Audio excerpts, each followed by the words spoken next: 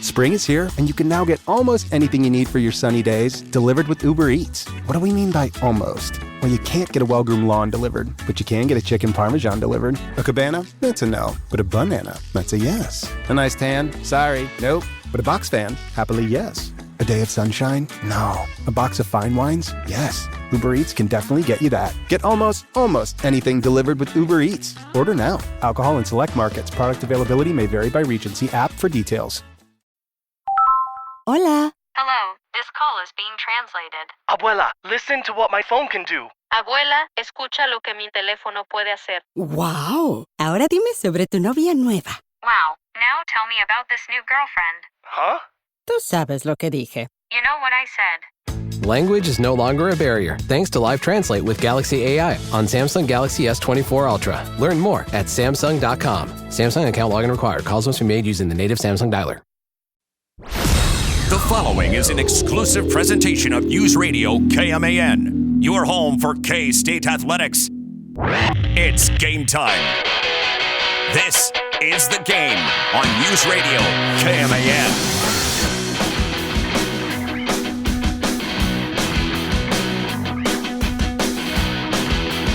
Typically, stuff like this would trigger me, but it's nothing more than clickbait. Brad Crawford, CBSSports.com, trying to trigger us K-State fans.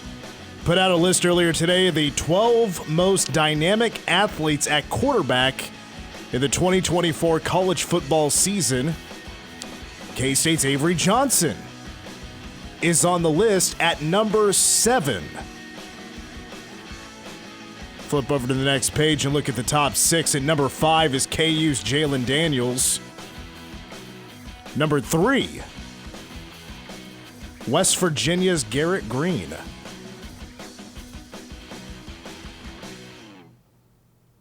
Clickbait. But this time it didn't hook me by the cheek. It did not sink through. I got away. I'm not going to be reeled in today, Troy Coverdale. You're not going to turn that into a debate topic? I mean, I'll listen to Garrett Green. Jalen Daniels will play 4 games, and that dynamic run once again is over. Unbelievable. Welcome to the game. Mitch Fortner, Troy Coverdale, and A.J. Shaw. We'll talk K-State baseball, quite a bit of it in hour number 2, plus Arthur Kaluma. He has withdrawn his name from the NBA draft process, so is it a possibility? Is it likely that he does come back to K-State for one more year and then give the old NBA draft a third try? I do love at times Twitter with some of the things that happen on there. Someone already broke out the Dr. Evil gif, waving him back in, kind of like he's wanting to hug. I gotcha. Scotty. I gotcha. Mm-hmm. Yeah. Speaking of Scotty Scheffler, his charges dropped. Yes. Today. Yes. No word on the $80 police pants, though. Didn't the officer, he had a scraped knee or something, yes, right? Yes, and that his pants were a casualty. Here's my favorite story. $80 pants. $80. Hey, $80 for pants, that's nothing these days.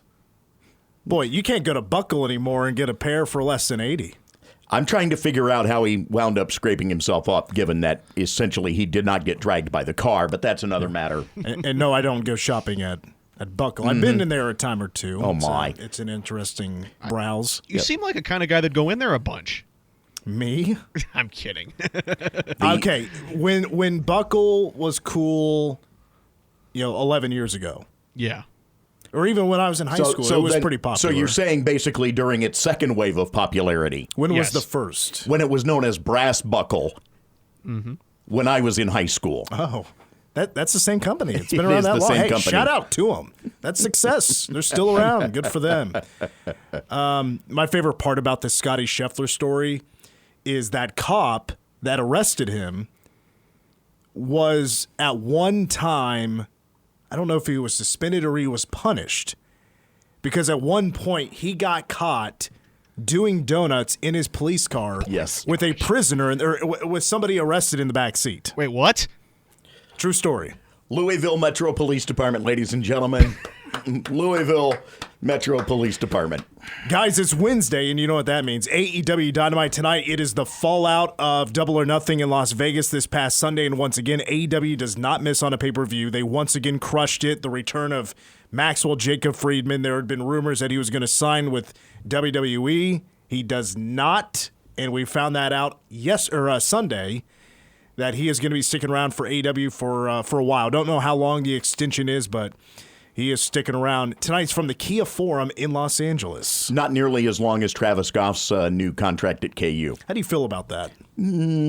I think he's earned it up to this point. Absolutely. It makes sense. $1.3 million a year? I can understand that. I mean, he does, after all, have to, acquiesce to Bill Self.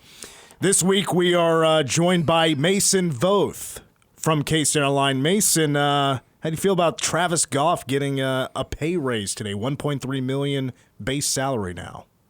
He probably deserves it. I mean, he's been the best athletic director that school's had in 20 years, and the only thing he had to do to make that happen was basically not make a bonehead, brain dead hire, which is exactly what every athletic director before him had done since that would have been like 2009, 2010, when they hired Turner Gill, which the Turner Gill one wasn't great, but at the time, that's just like a hire you try to make. You got a little cute with it. It didn't work out.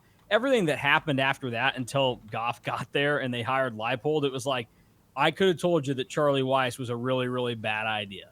A lot of other stops before he got to KU could have told you that was a really, really bad idea. And then the David Beatty thing was really stupid.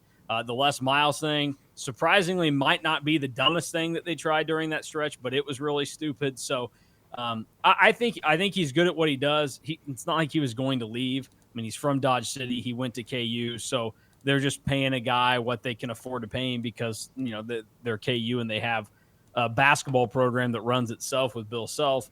But yeah, he probably deserved it. I think it's a little overstated how incredible of a job it is. Like, I think a lot of guys probably could have gone in there, maybe not done it as well as Leipold did, but could have gotten KU to a respectable level in football in relatively close to a timeline as he did.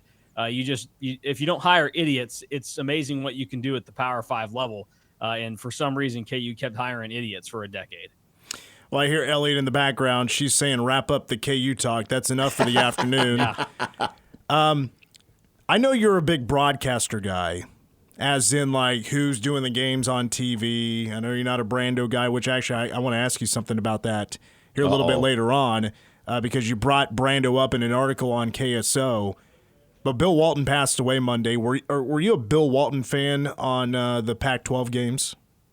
Yeah, I mean, I don't think anybody really cared about the Pac-12 games for the product that was on the floor, so at least give people a reason to pay attention to him, and he might do or say something crazy, so go for it. And I think at the end of the day, if you cut through it, and there was a lot to cut through, he was actually, he knew what he was talking about when it comes to the game of basketball.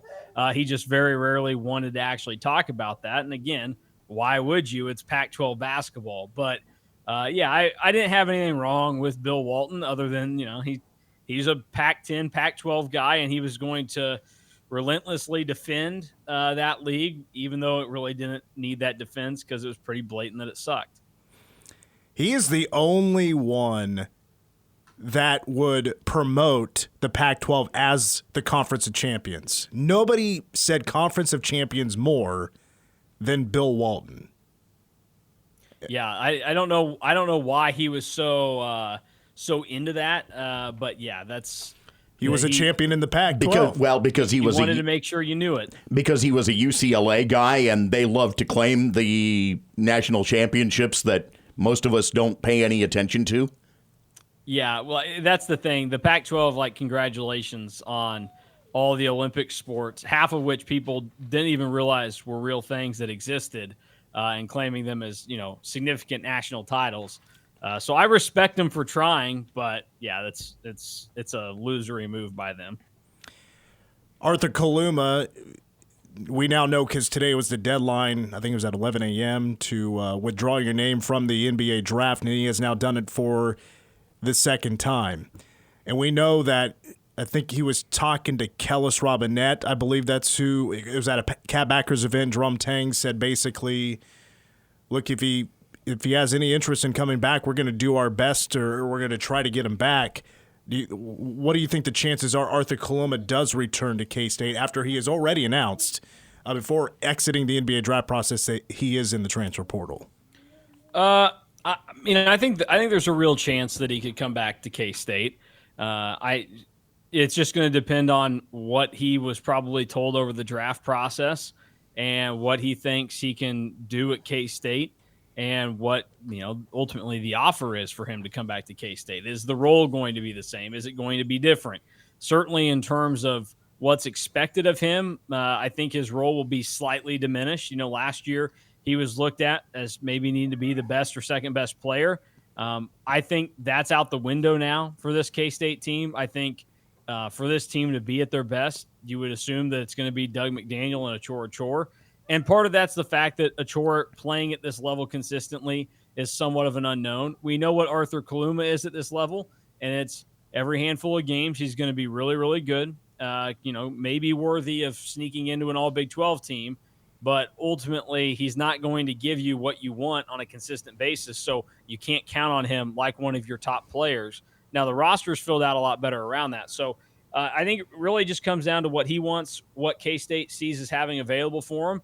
And if that marriage can work this coming season, or if they just decide, we're too different on what we want and what we need, so let's just go our different ways and call it good.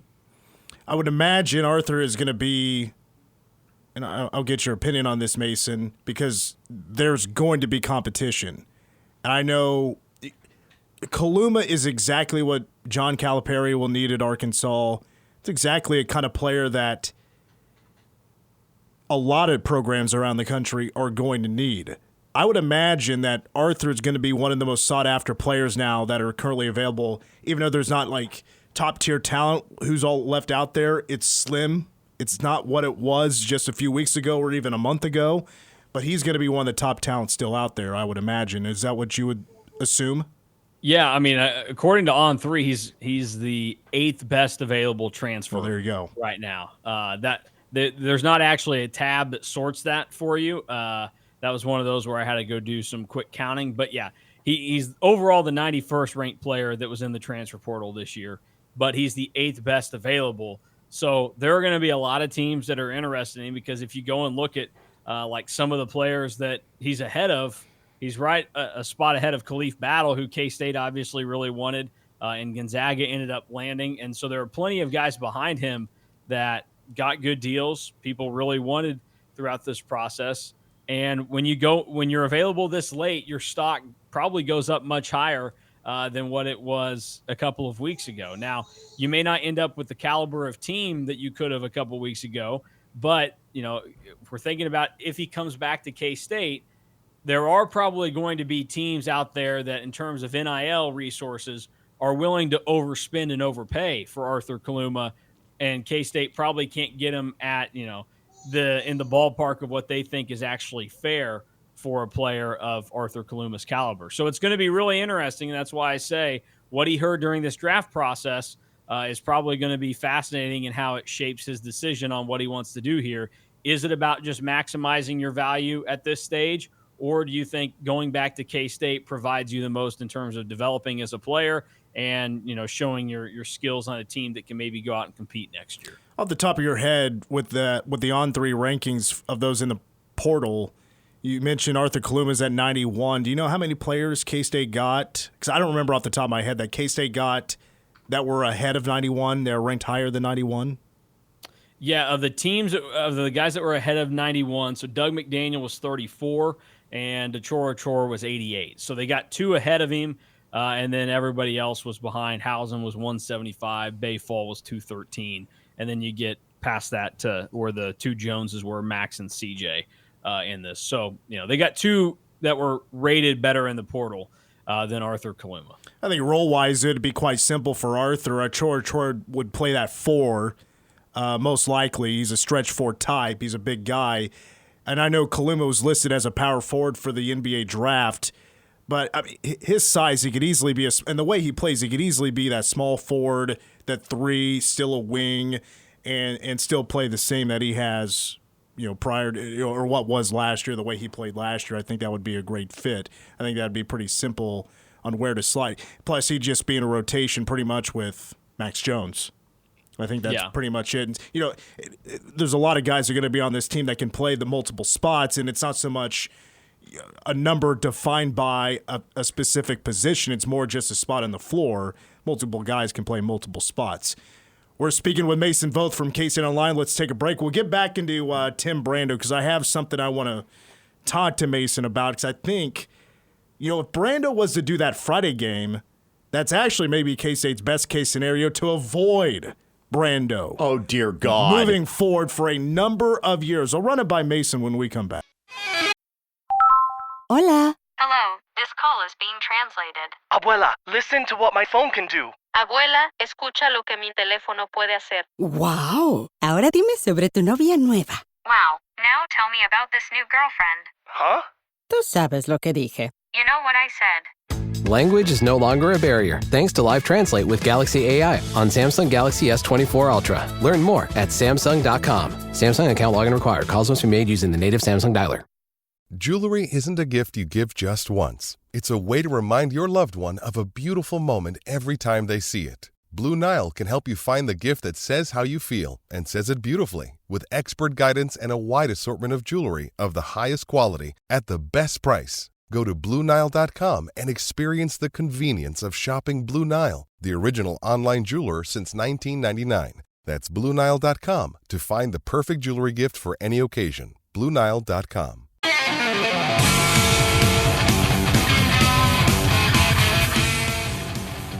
Well, during the break or during the last segment, Lindsay, who's listening, my girlfriend, sent a text and said, I literally died picturing you wearing anything from the Buckle. So I got on the Buckle website, started to do a little bit of shopping. Seems like their gear is a little toned down a little bit. Like I remember glittery crosses used to be on the butts of jeans and stuff. I was like, I don't need to look like Bret Michaels.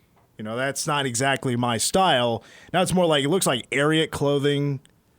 The way I can describe it is like folks that decide they're going to go two-stepping tonight and they need the gear, they're going to Buckle or something like that. I don't know. Good grief. Or maybe going to their Garth Brooks concert and they need to gear up. Anyway, that's just my 2 cents. We're back on the game. Mitch Fortner, Troy Coverdale, and AJ Shaw. AJ does not shop at the Buckle, I would imagine. No, I do not. Seem like a JCPenney guy. I got a few. This shirt's from Penny's, I think. Or Banana Republic. No, definitely not Depends Banana who's Republic. paying. The Gap. Depends who's paying. The Gap. We're back with Mason Voth from K-State Online. Mason, where do you go shopping? Wherever they sell products made by Nike. Does anybody buy shoes online? Oh yeah. Yeah, I did one time. I couldn't tell you the last time I bought shoes in person. Oh, I think that can be a dangerous game. Well, if you know kind of how the game is played with whatever brand you're getting. Like I know Adidas shoes run big. So like I normally wear a size 12, but with an Adidas I can get by with like an 11. But typically with Nike I'm going to be 11 and a half, 12 range. See, the way I feel about Nike, maybe it's more the apparel like shirts and stuff. I think they can go back and forth on if they run big or run small. Yeah. I've especially T-shirts. I've ran into that problem. It can be a dangerous game with Nike just because like you can't tell what the material is when you're getting it online, and so the material then dictates what the shirt will do for you in terms of sizing. Or like so there's this pair of pants that Nike made that I really wanted for a while. It was like longer, they're like sweatpants of some kind. So I went to a Dick's here in Wichita, and I was like, okay, I'm going to try it on, whatever. So I was actually like physically trying these pants on. And here's the thing about me. I'm not a cool guy. Like I don't, I want my pants to just be like normal pants. And you'll know what I mean by that in a second. So like I put them on, and these pants, they are incredibly tight around my calves. Like they fit fine everywhere else. So I'm like, okay, well, the larges are out on these. I try the XLs. They are still incredibly tight around my calves. I'm like, okay, that's not what I'm here for. Like I'm just looking for a nice pair of dress sweats that aren't going to be tight around my calves. I want them to like kind of feel like normal. So what I did was I went and I bought online the 2XL version of that. And now I have to go like basketball player style, and I have to roll the waistband up and around to kind of shorten the like length of them because I'm not tall enough to warrant a double XL. I'm sure some people are either like, yeah, but you're heavy enough. So I went and did that, and that has been a life-changing experience that I would not have been able to do if, I hadn't gone in and actually tried them on. I would have just ended up with the wrong size of pants and been like, well, either wasted that money because I'm not going through the return process there. So it is beneficial to be able to try stuff on and kind of get a lay of the land for how, certain brands are going to fit you. But very rarely do I buy something like in the store intentionally. I'm going to throw two brands out there that I remember when I was in high school and college were really popular. Mason, did you ever own anything Oakley or Hurley? Hurley, God no. I would never touch something like that. I'm not cool enough for that. And by cool, I mean not a big enough loser. That just doesn't fit my style. No offense to the Hurley people out there. Like, I'm sure if you're a Hurley guy, you can pull it off, but like Hurley does not fit my brand identity. I couldn't even tell you like what their target audience is, like people that want to walk down a beach every day or, whatever. Oakley, the only thing Oakley related I ever had was a pair of sunglasses that I got from the Lost and Found at the golf course I worked at because I very rarely wear sunglasses. I just think they're kind of, I don't know, they've never been for me or whatever. But sometimes they are nice to have, especially working on a golf course. So they had been sitting there for a while, and somebody just handed them to me, and I took them, and I had them for a little bit, and now I have no idea what happened to them. So I've been, I haven't put sunglasses on in many years, but that's the only thing Oakley related. I do know some people that do like their golf shirts and golf shorts. I think my dad actually has had some pairs of that. But I've never had like anything else Oakley related. So there you go. All right. Well, I want to get back to football, and I want to bring up an article that you actually wrote for K-State Online. It was talking about 3 things that stand out to you about the K-State Arizona game, which will be played on a Friday in September. And you got to talking about avoiding Tim Brando, which I told you, you caught my attention right away. And then you brought up that, will it be like a Jason Benetti, or will it be kind of back and forth between different broadcasters? Will it be the same? But you're hoping to avoid Tim Brando, Spencer Tillman on that Friday night. My thought is, they're trying to make this Friday night college football game every Friday a big deal. So I would imagine they're going to have the same crew every week, and that'd be a really cushy job. But also thinking, how often is K-State going to be playing on a Friday? Plus, if you look at the schedule, it's mostly Big Ten games. This is really just a showcase of Big Ten games on Friday nights. They're paying more money for the Big Ten. Is it almost best case scenario to have Tim Brando on these games? You just get that one out of the way, and then it might be smooth sailing for a couple of years. No, I don't think so, because if you want these games to mean something, I don't think you want Tim Brando on it every Friday. And I think, K-State did a pretty good job of avoiding Brando all of last season up until the Iowa State game at the end, which we knew was a disaster. So I'm not overly concerned about them getting Brando for many other games, especially because, I think the next 2 seasons they should be pretty good and good enough to avoid Brando calling their game. Because Fox has to be aware that he sucks, right? Like they can't be dumb enough to believe that people like when he calls a game. I guess they gave him a contract extension a year or so ago, so maybe they are stupid enough to believe that. But I would not take that. I don't think he ends up on that Friday night, and if he does, then Fox is not taking this Friday night package as seriously as they should, or they're just going with, hey, no other games are on. We're going to flood this with a ton of Big Ten games, and you're going to watch it anyways, no matter if we have an idiot in the booth. Well, I think the Arizona K-State game is the best game they have scheduled. It's a bunch of Big Ten one good team, one mediocre team. It's like the old FSN games back from the 2000s. You mean mediocre 1 and mediocre 2? Well, it's the Big Ten. Mediocre 1 and mediocre 2. I don't know if I'd throw Oregon in that category.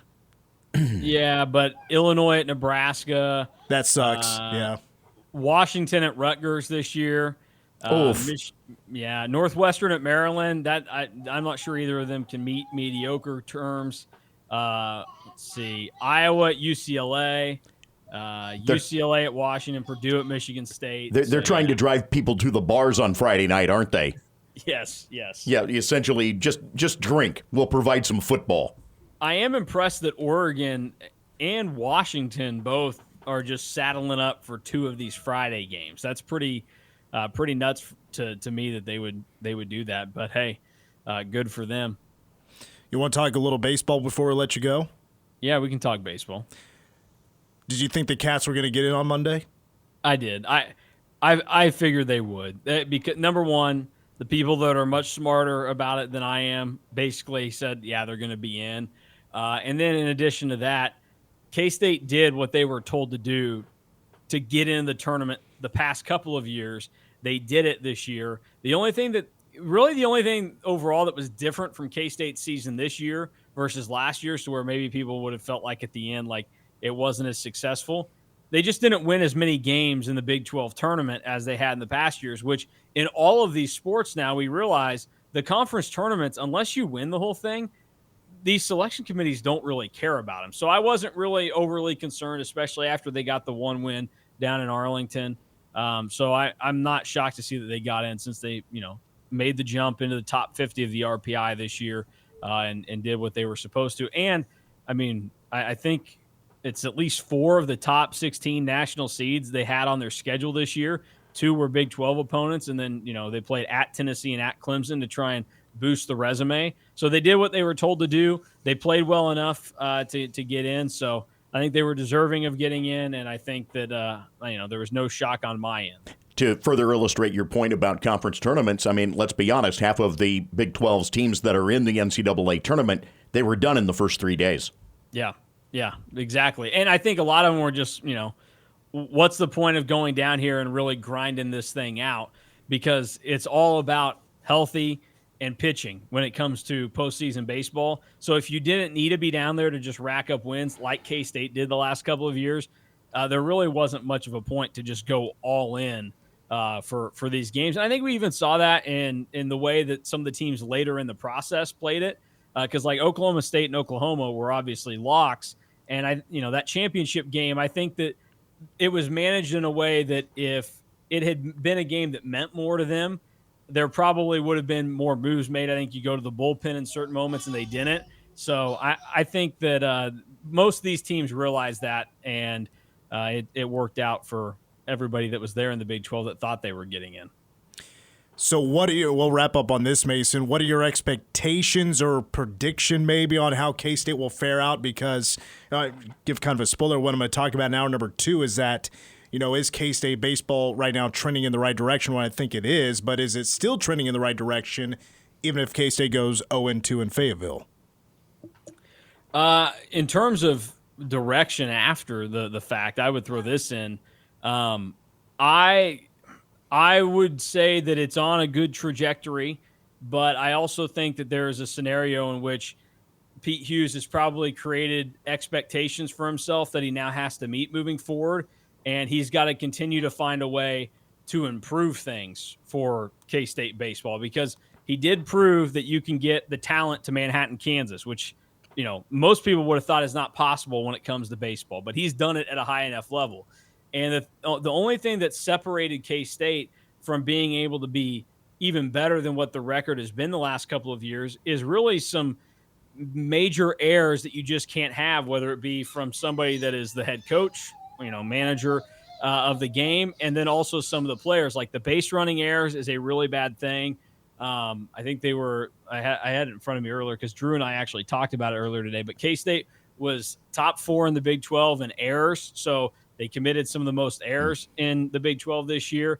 They also hit batters at a rate that was good for the top 6 in the Big 12. So they make a lot of mistakes, and that's the players.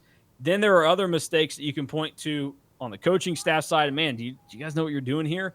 They do to some extent, but I think you have to find a way to get better. So that's the thing that I'm interested in moving forward. Like making this tournament, K-State should not be satisfied if after this year they go 2 or 3 years and miss the tournament again. Like in the past, that could have bought you a lifetime contract at K-State, basically. I mean, Brad Hill was here a long time after 2013 and was not very good.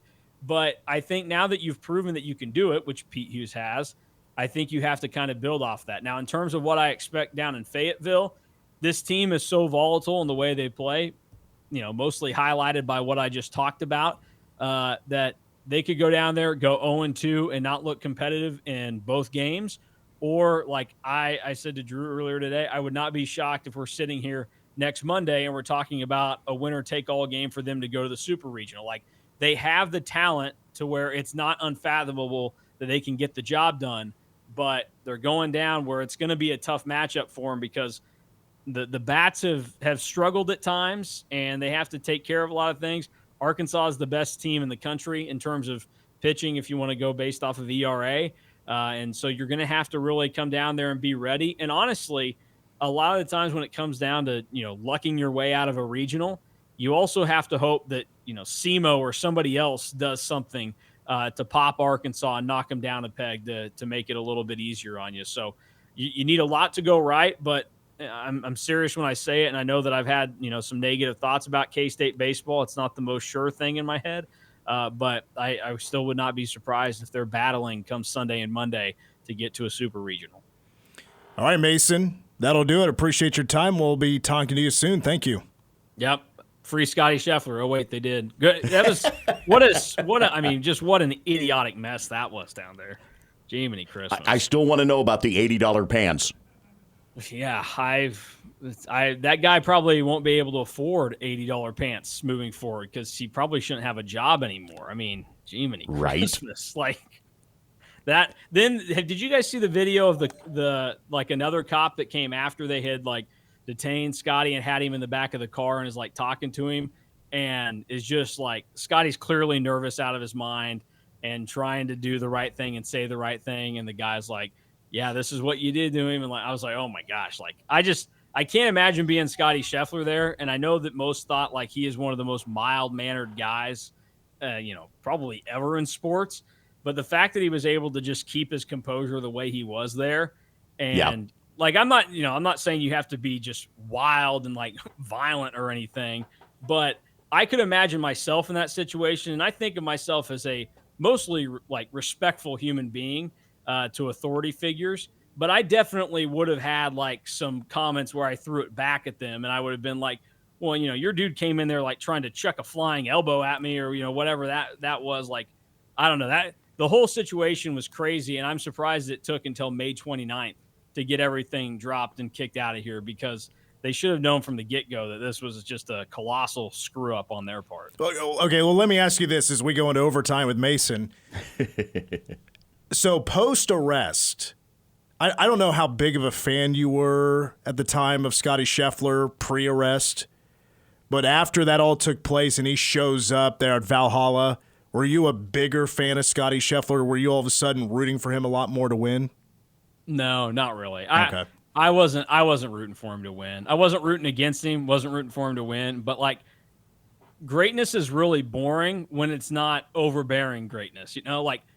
Tiger Woods, Michael Jordan, two guys that their greatness exceeded that benchmark to where it's boring, to where you wanted to see them continue to be really, really great.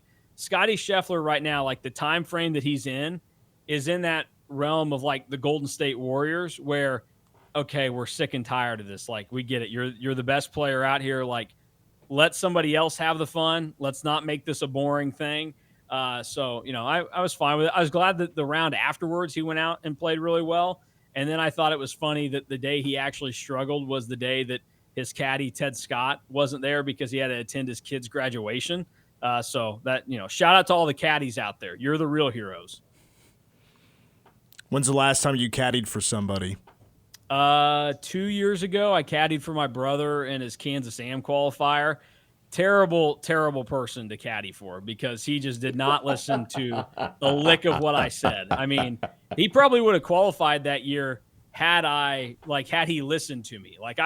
He would line up for putts and I had it there for him, and then the ball, it would just slightly go past the hole, and I was thinking, man, probably could have made one there if you just listened to me. So I don't know. I honestly, though, the results say that I was probably not that great because the next year, without anybody on the bag, he did qualify for the Kansas Sam. So I'd like to think that I was really good at it, but he apparently, he's somebody that needs less voices in his head. He needs to be in his own realm. Nobody talking him down. He can be his own, crazy golfer. And especially not his brother.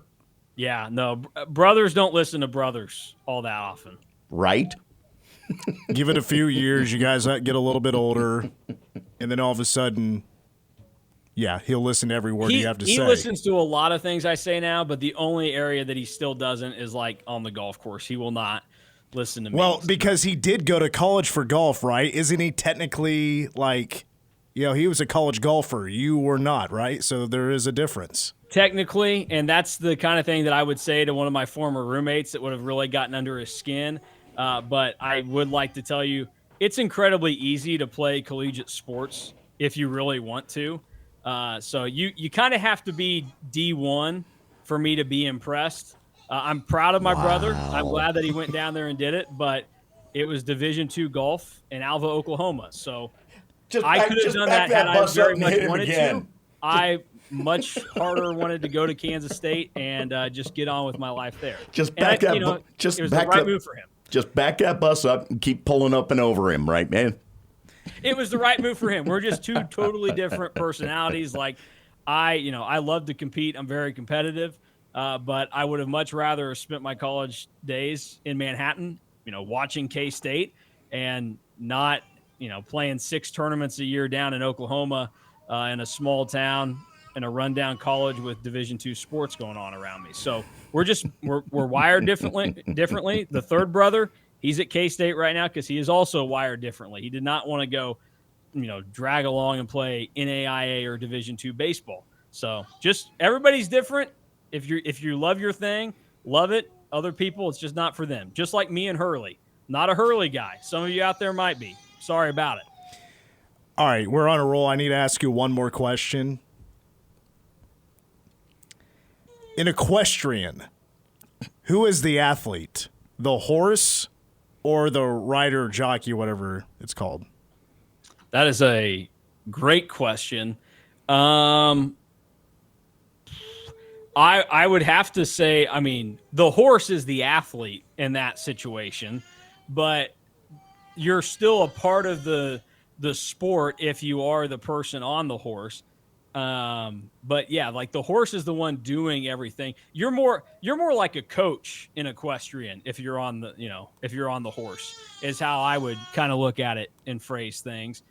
Similar to in rowing, the coxswain. Everybody else is rowing, you're just kind of instructing them. You're like a player coach in that situation. So that's how I'd say it. You're a player coach if you're the rider in equestrian. Couldn't have said it better myself. Elliot's really getting tired of you talking, so we should probably go ahead and wrap it up. Yeah, Mason. He does not respect the rules of radio. No. Nope, just making all that noise, wants that bottle, so I'll wrap it up. Mason, thank you. We'll see you. All right. That's Mason Voth, K-State Online. Giving us a lot of interesting info. Didn't think that conversation would go that way, but man, did we all learn something. All right. AJ's over there giving us the take a break signal. So, when we come back, we'll wrap up hour 1. Plus, still to come, we'll talk more K-State baseball, talk a little bit more Arthur Kaluma. Stick around. You're listening to The Game. Sweet Tarts dared to combine sweet and tart. But we didn't stop there. We combined soft and bouncy to bring you new Sweet Tarts Gummies Fruity Splits. A uniquely delicious dual-sided gummy with one side that's sweet and one side that's tart. But entirely smooth and squishy. A powerfully perfect combo. Sweet Tarts. Dare to combine. This episode is brought to you by State Farm. You might say all kinds of stuff when things go wrong, but these are the words you really need to remember. Like a good neighbor, State Farm is there. They've got options to fit your unique insurance needs, meaning you can talk to your agent to choose the coverage you need, have coverage options to protect the things you value most, file a claim right on the State Farm mobile app, and even reach a real person when you need to talk to someone. Like a good neighbor, State Farm is there.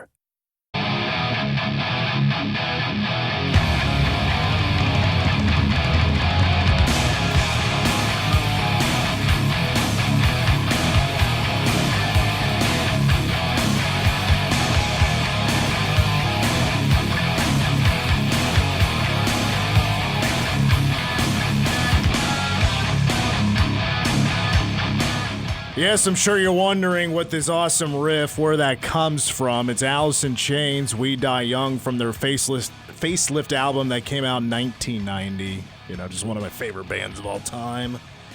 Not uncommon to hear a little Alice in Chains here on the show. Well, we're back on the game. Mitch Fortner, Troy Coverdale, and AJ Shaw. I want to thank Mason Voth for his glorious time once again here on the KMAN airwaves. Hour 2, we're talking a lot K-State baseball because I want to get to the Pete Hughes story in all this and what getting into the NCAA tournament means just for Pete Hughes and for the K-State program. Also, and Mason kind of hinted at this, that K-State's and its pitching might be as close to as 100% as it's been all year long. So could be some very good news for the Batcats. Arthur Kaluma will get more into that story in hour number 2 as well. You know, today, and I noticed this online earlier today, that so EA Sports last week invited a bunch of people out to Florida to test the game. Well, a lot of those people happen to be folks on, you know, like YouTube that have their own channels that have a lot of subscribers. Basically, you know, they pay for all those people to come out for a few days and play the game. They go back home, they make their videos, and it's a lot of cheap advertising. And we don't have really a lot of time, because there's another story I want to get to here. Don't really have time to go after it or go over it, but man, everything I've been hearing about the game is adding a ton of hype, and we're already at a point where this hype for College Football 25 is unprecedented. Yes. And I told AJ last week that I think this could be one of the best games of all time. That'll be coming out on July 19th. I saw someone today noting that if your reference is Madden, that this will blow your mind. Take a hike. Like, basically what it's been called is like people that, you know, kind of trying to stomp on the hype of this game. It's just going to be a Madden rewrap, which is basically just taking what Madden is, throwing a bunch of college teams in it, as if it's that easy, and calling it a day. Well, they've gotten lazy with Madden, so why wouldn't you expect that? No, this has been years in the making for this game. They've poured in a lot of money. A lot of money. And that's a big reason why, you know, student athletes are getting $600 in a copy of the game.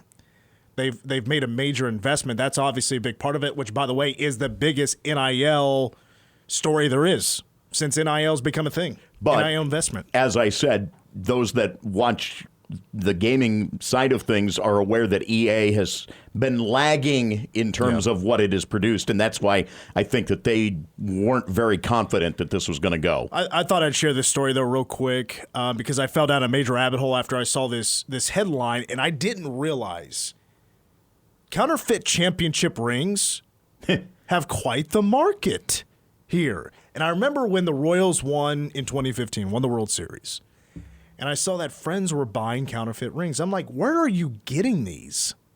The Royals aren't selling them. So where are you? Because it's not like counterfeit rings are easy to make. There's got to be channels that these rings have to come from, and they're most likely not out. They're out of the United States, which definitely they are. China and south of the border is where all these rings are coming from. But a big story, this happened just a couple of days ago. There was a major seize of counterfeit rings at the south border.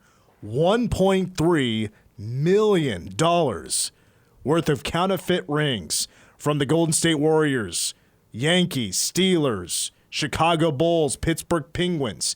345 rings of 18 different teams worth $1.3 million. That is crazy. Thanks, Biden. Are we blaming Biden No, on this one? it's the running joke. Yeah. Oh, is it the running joke? Mm-hmm. Yeah. Thanks a lot, buddy.